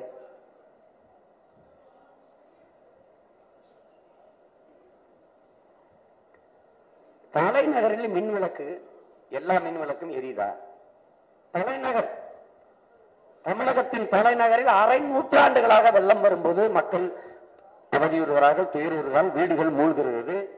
அதில் கழிவு நீரும் கலந்து கொண்டு கொசு உற்பத்தியாகி அது கடித்து நோய் தொற்று வருது. இது இப்படி பல சிக்கல்களை ஒவ்வொரு ஆண்டு ஒரு ஆண்டு நடந்துச்சு. அதை சரி செய்யறதுக்கு ஒரு 2 ஆண்டு ஆகுது. சரி, 50 ஆண்டுகளாக ஒவ்வொரு ஆண்டும் வெள்ளச்சேதம். அந்த வெள்ள நிவாரணம் 2000 கோடி. அந்த 2000 கோடிக்கு கழிவு நீர் வழிந்தோட, மழை நீர் வழிந்தோட காவாயை வெட்டியிருக்கலாம். அதுக்கு ஒதுக்கப்பட்ட நிதி இருக்கு எங்க? காவாய்க்கு ஒதுக்கப்பட்ட நிதி எங்க? அது ஒதுக்கினவன் வாய்க்குள்ள வைத்ததுனால காவாயும் இல்லை, ரூபாயும் இல்லை. அதான் பிரச்சனை. அதான் பிரச்சனை. இவர்கள் ஒரு சிறந்த ஒரு என்ன சொல்றது, ஒரு யுக்தியை கையில் எடுத்துட்டாங்க, ஒரு தந்திரத்தை. என்ன வேணாலும் செய்யலாம், தேர்தலுக்கு காசு விட்டு மக்கள் போட்டுவாங்க. இதிலிருந்து மக்கள் மீளாத வரை இந்த சமூகம் வாழாது. என்ன வேணாலும் செஞ்சுக்கலாம்டா. தேர்தல் நேரத்தில் 2000 3000 அண்டா குண்டா பட்டு புடவை மூக்குத்தி தோடு தொங்கட்டா இதுகளை கொடுத்து மக்களை ஏமாற்றி வாங்கிடலாம். அவர் வெற்ற அறிவிப்பு தானே. நாங்கள் வந்தால் இதை செய்வோம், நாங்கள் வந்தால் அதை செய்வோம். வந்தபோது ஏன் செய்யவில்லை? பேச்சு கிடையாது. 50 ஆண்டுகளாக செய்யாத ஒரு நல்லதை அடுத்து வருகிற 5 ஆண்டுகளில் செய்ய போகிறீர்களா? பதில் இல்லை. அதுதான் இங்க நாம் எழுப்புகிற கேள்வி. இந்த ஏதாவது ஒண்ணு சொல்லுங்க.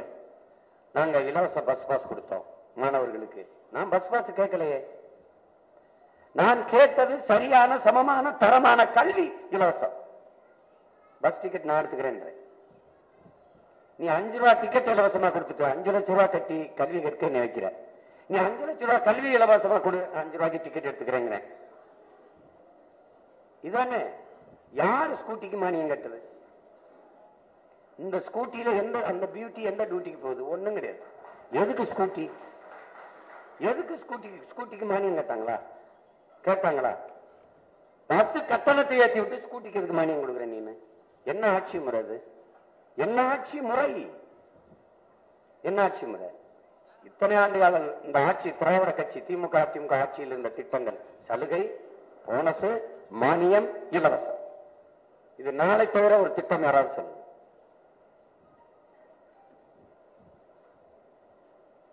இலவசம் எது? மின்விசிறி. இலவசம் எது? Mixie, grinder. ஒரு குடும்பத்திற்கான அடிப்படை தேவை. இதை வாங்கி நிறைவேற்றிக் கொள்ளக்கூடிய ஒரு வசதி வருவாய் பெருக்கம் கூட இல்லாத ஏழ்மை வறுமை நிலையில் 50 ஆண்டுகளாக வைத்தது யார்? இலவசமாக அரிசி போட்டால் தான் அதை வாங்கி சாப்பிட்டு வயிறு வளர்த்து உயிர் வளைக்க முடியும் என்கிற நிலையில் வைத்தது யார்? தாலிக்கு தங்கம் கொடுத்தீர்கள், சாதனை. குடிக்க வச்ச 2 லட்சம் பெண்களின் தாலி ஏற்றீர்கள், அதுவும் சாதனை. குண்டு போட்டுக் கொள்வது மட்டும் இனப்படுகொலை இல்லை என அன்பிற்குரிய மக்களே, குடிக்க வைத்துக் கொள்வதும் இனப்படுகொலை தான். இதாவது சிங்களவன், இதை செய்தவன் எங்களவன். தற்சாலி வரான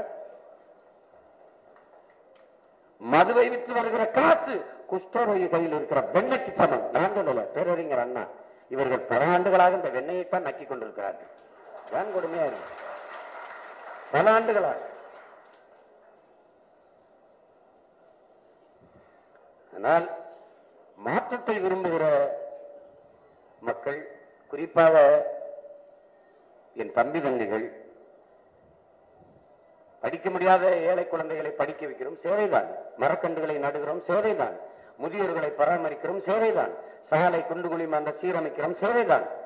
ஆனால் இது எல்லாவற்றையும் தாண்டி ஒரு சேவை இருக்கிறது. நல்ல அரசியலை உருவாக்குவது, நல்ல அரசாங்கம் அமைய செய்வது. ஒரு தூய அரசியலை உருவாக்கிவிட்டால் ஒரு நல்ல அரசு அமைந்துவிடும். நல்ல அரசு அமைந்து விட்டால் இதையெல்லாம் அரசை செய்துவிடும். புரட்சியாளன் செய்கிறாரா, மக்களின் விருப்பப்படி அரசாட்சி செய்கிற ஒரு அரசு அமைந்து விட்டால் அதைவிட மகிழ்ச்சிகரமான ஒன்று உண்டா? நான் எனக்கோ என் மனைவிக்கோ என் குழந்தைகளுக்கோ எது ஒன்றையும் சேமிக்கவில்லை. காரணம், என் பிள்ளைகளுக்கானது, என் மக்களுக்கானது மக்களின் அரசு தந்துவிடும்.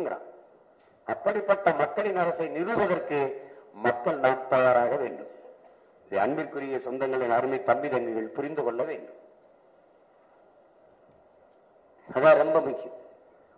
ஒருத்தன் பண்ணி மாதிரி கத்துறான், சின்ன வயசுல இருந்து கத்துறான், நல்லா கத்துறான்னு காசு விழுது சாப்பிட்டுட்டே இருக்காங்க. பண்ணி மாதிரி கத்தி கத்தி, சின்ன பண்ணி, நடுத்தர பண்ணி, வயசான பண்ணி, எல்லா மாதிரியும் கத்துறான். புதுசா ஒருத்தன் வர்றான் நம்மள மாதிரி, அவனும் பண்ணி மாதிரி நான் நல்லா கத்து வைக்கிறான். போட்டி இந்த மாதிரி ஒரு மேடை இல்ல. புதுசா வந்தவன் கத்துறான், இது சரியில்லை சரியில்லை, இது கோழி. அந்த பழைய ரொம்ப நாளா கத்திக்கிட்டு இருக்காங்க, அவன் தான் உண்மை, அவன் தான் உண்மை, நல்லா கத்துறான் நல்லா கத்துறான், கை கட்டுறாங்க, ரொம்ப இது பண்றாங்க. பாட்டுங்கடா, கோவத்துல போய் ஒரு சாக்க தூக்குறான், கோணிய தூக்குறான். உண்மையில ஒரு பண்ணி படுத்து கிடக்கு. இந்த புதுசா வந்தவன் உண்மையிலே ஒரு பண்ணி படுத்து கிடக்கு. அவன் சொல்றான், பைத்தியக்காரங்களா இவெல்லாம் கத்துனதுனா இல்லடா இந்த பண்ணி, உண்மையான பண்ணி கத்துது அதை போலிங்கிறீங்க, அவன் பண்ணி மாதிரி கத்துறான் அதை நம்புறீங்களடா, பைத்தியக்காரங்களான். திருப்பி ஒரு பள்ளிக்கூடத்துல மாணவர்கள் சார்லி சாப்பிடி மாதிரி வேடம் போடணும். வேடம் போட்டு எல்லா மாணவர்களும் வந்து நடிக்கிறாங்க. முதல்ல ஒரு மாணவனுக்கு முதல் பரிசு, இரண்டாவது ஒரு மாணவனுக்கு 2ஆம் பரிசு, இன்னொருத்தருக்கு 3ஆம் பரிசு. 3ஆம் பரிசு வாங்கியவர் யாரு? வேஷத்தை கலைச்சு காட்டாரு, உண்மையிலேயே சார்லி சாப்பிடி. சார்லி சாப்ளின் மாதிரி நடிச்சவனுக்கு முதல் 2 பரிசு, சார்லி சாப்ளினுக்கு 3ஆவது பரிசு. அங்க ஐயா இறையன்பு முடிக்கிறார், விழிப்புணர்வற்ற சமூகத்தில் நடிப்பவனுக்கே முதலிடம் கிடைக்கும். என்ன செய்ய? நாங்கள் வந்தால் குடும்ப தலைவிக்கு 1000 ரூபாய் கொடுப்போம், நாங்கள் வந்தால் 5000. இதை நம்பி நம்பி ஏமாந்து செத்து போன இனக்கூட்டமாயிடுச்சு. ஒரு தன்மானத்திற்காக உயிரை விட்ட ஒரு இனம் அவமான சின்னமாக அலையுது. சுயமரியாதை பேசிக் கொண்டு வந்த இனம் அவமரியாதை சின்னமாக அலையுது. இதை மாற்றணும். இதுக்கு ஒரே வழி இருக்கு. மாற்றத்தை நீங்கள் விரும்புகிறீர்களா? ஊழல் லஞ்சமற்ற ஆட்சி, உள்ளாட்சியிலும் நல்லாட்சி மலர வேண்டும் என்று நினைக்கிறீர்களா? உங்களுக்கு இருக்கிற இறுதி வாய்ப்பு, கடைசி வாய்ப்பு, ஒரே வாய்ப்பு, விவசாய சின்னத்திற்கு வாக்கு செலுத்துவதுதான். வழி இல்லை. வேளாண்மையை கைவிட்ட எல்லா நாடுகளும் பிச்சை எடுக்குது. ஒரு நாட்டில் ஒரு விவசாயி வாழ்கிறான் வளர்கிறான், இந்த நாடு வாழுது வளருது. வாழ முடியாமல் விவசாயி சாகிறான், நாடு இல்ல சுடுகாடு. உழவினார் கைமடங்கின் இல்லை, விளைவதும் விட்டேன் என்பார்க்கும் நிலை. வள்ளுவ பெருமகனார் சொல்றார். உழவன் கைமடங்கி படுத்து விட்டாலே அன்பு மக்களே, பற்றற்று போன துறவி கூட வாழ முடியாதுன்றார். இருந்தோம்பி இல்வாழ்வதெல்லாம் விருந்தோம்பி வேளாண்மை செய்து பொருட்டு. உழுதுண்டு வாழ்வாரை வாழ்வார், மற்றெல்லாம் தொழுதுண்டு பின் செல்பவர். சுழன்றும் ஏற்பின்னது உலகம், அதனால் உழந்து உலகே தலை. உழுவார் உலகில் காணி அத்தாற்றாது, எழுவாரை எல்லாம் பொறுத்து. எவ்வளவு வர்றாரு வருங்க. எனவே அன்பிற்குரிய சொந்தங்கள், என் அருமை பெற்றோர்கள் யாரை நம்பி சீமானும் அவன் தம்பிகளும் நிற்கிறார்கள்? யாரோடும் சேராமல் நிற்கிறார்கள்? யாரோடு நான் சேரணும்? நான் என் மக்களோடு நிற்கிறேன். என் அப்பா, என் அம்மா, என் பெரியம்மா, என் சின்னம்மா, என் சித்தப்பா, மாமன், மைத்துன, அண்ணன், தம்பி என்ற பெருங்கூட்டத்தோடு நிற்கிறேன். நான் குட்டையில் மீன் பிடிக்கல, கம்மாயில் மீன் பிடிக்கல, கடலில் மீன் பிடிக்கிறேன். நான் என் மக்களோடு கூட்டணி இருக்கேன். மக்களிடமிருந்து மக்களுக்காக வந்த பிள்ளைகள் நாங்கள். இவர்களோடு எப்படி சேருவது? மாற்றம் பற்றி பேசுகிறோம். எதிலிருந்து மாற்றம்? எந்த கட்சி ஆட்சியில் இருந்து மாற்றம்? அது எப்படிப்பட்ட மாற்றம்? எப்படிப்பட்ட மாற்றம்? இந்த கட்சி ஆட்சிகளில் இருந்துதான் மாற்றம் தேவைப்படுகிறது. பிறகு வந்து தோற்ற பிறகு அதே கட்சிகளோடும் கூட்டணி பேசி சீட்டு பேசி உள்ள போய் நின்றால் அது மாற்றமாக இல்லாமல் பெருத்தைய மாற்றமாகிவிடும். இந்த கட்சிக்கு திமுக, அதிமுக, இந்த பாரதிய ஜனதா காங்கிரஸ், இந்த கட்சிகளுக்கு தமிழர்கள் நம்மை ஆள வேண்டும் என்கிற கனவு. நாம் தமிழர் கட்சிக்கு மற்ற மொழிவழி தேசிய இனங்களையும் போல என்னை நமம் உரிமை பெற்று பெருமையோடு வாழ வேண்டும் என்கிற கனவு. இவர்கள் எப்படியாவது எதையாவது அறிவித்து என் மக்களை ஏமாற்ற வேண்டும் என்று நினைக்கிறார்கள். நாங்கள் இந்த நிலையிலிருந்து என் மக்களை எப்படியாவது மாற்ற வேண்டும் என்று துடிக்கிறோம். எனவே என் அன்பிற்குரிய சொந்தங்கள், என் அருமை உடன் பிறந்தார்கள், உங்களுடைய மதிப்புமிக்க வாக்கை எளிய பிள்ளைகள், உங்கள் பிள்ளைகள் எங்களுக்கு தந்து எங்களை வலிமைமிக்க அரசியல் ஆற்றலாக மாற்றுங்கள். நாங்கள் உங்கள் பிரச்சனைகளை கேட்க வந்தவர்கள் அல்ல, தீர்க்க வந்த பிள்ளைகள் என்பதை புரிந்து கொள்ளுங்கள். என்ன செய்து விடுவான் சீமான்? என்ன செஞ்சிருவான்? அவன் என்ன செஞ்சிருவான்? அவர் சொல்றாங்க, நான் ஜிஎஸ்டி வர வேண்டிய பணத்தை கேட்டேன், தர முடியாதுட்டாங்க. வெள்ளக்காரங்காலத்துல நம்ம நடத்தின வரிகூடா இயக்க மாதிரி ஒன்று நடத்த வேண்டியதானே? எல்லா வர்த்தகர்களையும் கூப்பிட்டு ஜிஎஸ்டி கட்டாத, முடிஞ்சு போச்சு தீர்மானம். மீறி கட்டினா கடையை முடி சீல் வச்சு விட்டுருவேன், பாத்துக்க. குடுறா கன்சாதைய, இந்த பாரு, நீ எனக்கு தரணும் 12,000 கோடி, எடுத்துக்கிட்டு மிச்சத்தை தரேன், அவ்வளவுதானே? இப்ப வட்டி காசு வேணா முதல்ல வட்டி 100 ரூபாய் எடுத்துக்கிட்டு தாப்பா காசை கொடுக்குறான். அப்படி எடுத்துக்கிட்டு வரியை கட்டுவோம். என்ன பண்ணிடுவாரு? என்ன பண்ணிடுவாங்க? என்ன செஞ்சிட முடிஞ்சது? ஒன்னும் செய்ய முடியாது. உச்ச நீதிமன்றம் சொல்லுச்சு காவிரியில தமிழர்களுக்கு நதி நீரை கொடுன்னு. கர்நாடகா கேட்கல. என்ன கர்நாடக அரசு அழைச்சி கலைச்சு பிடிச்சா? 142 அடி தண்ணியை உயர்த்தி தமிழர்களுக்கு நீரை கொடுன்னு முல்லை பெரியாற்று சொன்னாங்க. அவன் தர முடியாதுட்டான், அணையவை இடிக்க போறேன்ட்டான். என்ன பண்ணிட்டீங்க? அது நமக்கு ஓட்டு போட்டா பிஜேபி வந்துடும். இதே பைத்தியக்காரா பிஜேபி தனியா நிக்குது, அதுக்கு போடக்கூடாதுன்னு சொல்லு. நீ எனக்கு போட்டா பிஜேபி வந்துடும்னா 21 தேர்தல் இருந்து இதான் சொல்லிட்டு இருக்காங்க. 21ல எனக்கு டேய் அதிமுக பாமக அதோட சேர்ந்து பிஜேபி, அதிமுக கூட்டணிக்கு போடாதே பிஜேபி வந்திருக்குன்னு பேசணும். சீமானுக்கு நாம் தமிழருக்கும் போட்டாத. அது பாரதிய ஜனதா வந்துடணும். பாரதிய ஜனதா வந்துருச்சு 4 இடத்துல, நாங்க ஒரு இடத்துல கூட வரல. இப்ப பாருங்க, வீடு வீடுக்கு போய் பிடிஎம் சீமா நாம் தமிழுக்கு போட்டாத, பிஜேபி வந்துடும். பரதேசி பிஜேபி தனியா நிக்குது, அதுக்கு போடக்கூடாதுன்னு சொல்லு. நீ பிஜேபி வந்தாலும் பரவாயில்ல, சீமானும் அவன் பிள்ளைகளும் வென்றப்படாது. ஏன்? நீ திருடனுக்கு திருடன் பாதுகாப்பு. நாங்க வந்தா முடிஞ்சு, கையில உனக்கு காப்பு, உறுதியா காப்பு. என் கட்சி பிள்ளைகளை நீ பயந்துகிட்ட 60 பேரை தூக்கிட்ட. நீ நல்ல ஆண்மகன், பிஜேபியில ஒரு வேட்பாளர் தூக்கு. நீ தூக்குனா அவன் உன்னை தூக்கி திகாரில் போட்டுருவான், வர 6 வருஷம் ஆகும். அதுதான் பிரச்சனை. நீ பிஜேபி தனியா நிக்கல, என் பிள்ளைகள் நீ மிரட்டி தூக்குனீங்கள. ஒரு பிஜேபி வேட்பாளர் ஏன் திமுக தூக்கல? ஏன் தூக்கல? தூக்குனா என்ன பண்ணுவான்? காலையில தூக்கிட்டு போயிடுவான். ஏறி குதிச்சு, வீடு ஏறி குதிச்சு கூட தூக்கிட்டு போய் ஐயா சிதம்பரத்திலே உள்ளது, ஐயா சிதம்பரத்தையும் உள்ள வச்சார்ல, வச்சவர் தானே. அவர் என்னென்னமா பண்ணி பார்த்தாரு, ஏறி குதிச்சு தூக்கி போயிட்டாங்க.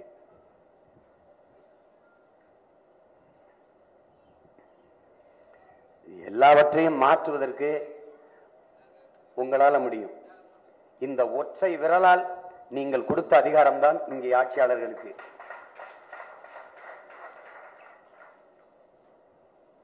அந்த மதிப்புமிக்க வாக்கு என்பதை பயன்படுத்தி இந்த நாட்டு மக்களினுடைய எதிர்காலத்தை தீர்மானிக்க வேண்டிய பொறுப்பு நம் ஒவ்வொருவருக்கும் இருக்கு.